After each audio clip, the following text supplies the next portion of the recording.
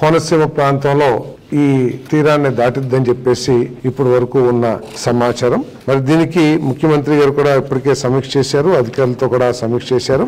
ఎటువంటి పరిస్థితులు అయినా సరే ఎదుర్కోవటానికి యంత్రాంగాన్ని సిద్ధం చేయమని, వారికి కావాల్సిన వనరులు కానివ్వండి, లేకపోతే ఎక్విప్మెంట్ కానివ్వండి, అన్నిటినీ కూడా సిద్ధం చేసి ప్రజలకి ఎటువంటి అసౌకర్యం లేకోకుండా ఆస్తి నష్టం జీరో ప్రాణ నష్టం అనే లక్ష్యంతో పనిచేయాలని చెప్పేసి ముఖ్యమంత్రి గారు మరి సూచన చేశారని చెప్పేసి మనం చేస్తాను. ఇప్పటికే సహాయ చర్యల కోసం 19 కోట్ల రూపాయలని మరి కలెక్టర్స్ అందరికి కూడా అందించడం జరిగింది. ఇంకా అవసరమైనా సరే రూల్స్ ప్రకారం ఏదైతే స్టాండర్డ్ ప్రాక్టీసెస్ ఏదైతే ఉన్నాయో దాని ప్రకారం ఎంతైనా సరే అది లిమిట్ కాదు. TR 27 కింద ఎంతైనా సరే ఖర్చు పెట్టడానికి ప్రభుత్వం సిద్ధంగా ఉందని చెప్పేసి మనం చేస్తాం.